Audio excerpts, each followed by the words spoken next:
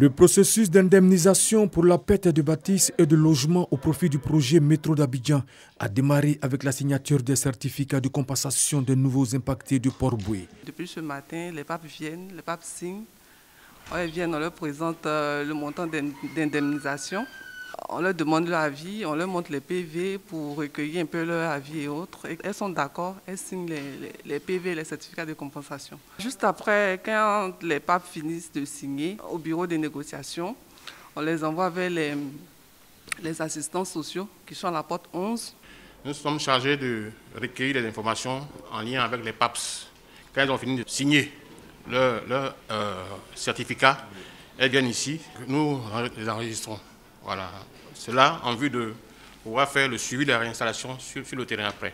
L'inquiétude des habitants de la commune de Port-Boué était grande au sujet des travaux prévus pour la construction de la ligne de métro. Les populations se disent maintenant rassurées, eu égard au bon déroulement du processus. Nous sommes venus, nous avons constaté des faits, donc j'invite les uns et les autres à se rapprocher de la CEPA. J'ai été reçu, ils m'ont fait signer mes documents dans très peu de temps.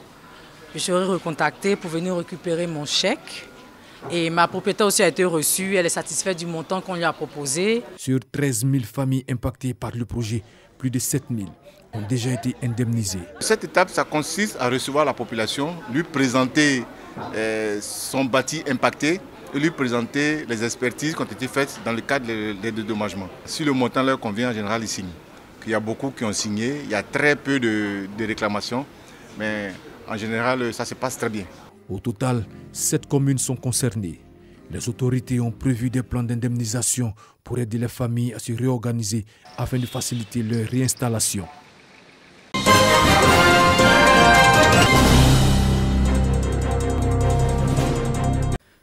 Après la maternité, le certificat médical d'accouchement permet aux parents de déclarer son enfant à l'état civil. L'extrait de naissance produit lui confère un statut juridique. Mais 3 enfants sur 10 en Côte d'Ivoire ne sont pas déclarés à la naissance en 2021 selon le réseau des directeurs et chefs de services administratifs des mairies. Pour réduire le taux d'enfants apatrides, le réseau organise la journée communale de l'état civil. Il est question pour chaque maire aujourd'hui de s'impliquer personnellement à nos côtés, nous, fonctionnaires en service dans les collectivités qui sont mis à leur disposition pour accompagner cet élan pour que dans aucune commune en Côte d'Ivoire, aucun enfant ne soit sans acte de naissance. Le sous-directeur du contrôle de l'état civil, Rigobert Zeba, a instruit l'auditoire sur les prescriptions légales à respecter par l'officier et l'agent de l'état civil pour l'enregistrement des naissances. On est très heureux que les collectivités locales prennent des engagements à la suite de l'État de Côte d'Ivoire pour améliorer le taux de déclaration, pour faire en sorte que les populations soient présentes dans le processus de déclaration de naissance, le processus de déclaration de décès, mais au final pour que le taux de déclaration puisse augmenter en Côte d'Ivoire. De 61,70% en 2020, le taux de déclaration des naissances est passé à 66,8% en 2021. L'objectif est d'atteindre les 100% en sensibilisant les parents et agents de l'état civil. Nos chefs de service comprennent l'urgence qu'il y a à améliorer les services pour que nos populations puissent faire leur déclaration de naissance le plus facilement possible. Nos populations s'approprient les questions de déclaration et que cela ne soit plus tabou pour que l'État de Côte d'Ivoire ait des fichiers clairs pour pouvoir faire sa programmation de développement. Outre les naissances, l'État civil enregistre aussi les décès et la situation matrimoniale des déclarants de manière confidentielle et exhaustive.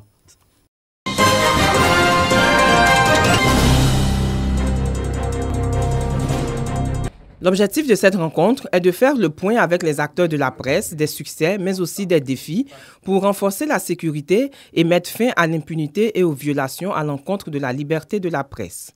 Donc, les journalistes qui sont les professionnels dans la production de l'information ont l'obligation d'en tenir compte.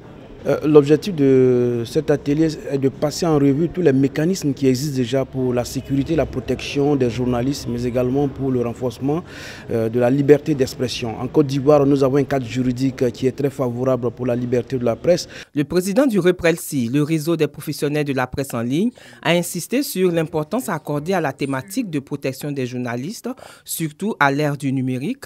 Il est par ailleurs revenu sur le choix du thème de la conférence inaugurale, animée par Dr Dr Karim Ouali, relatif au journalisme en état de siège numérique, l'impact de la numérisation sur la pratique du journalisme en Afrique.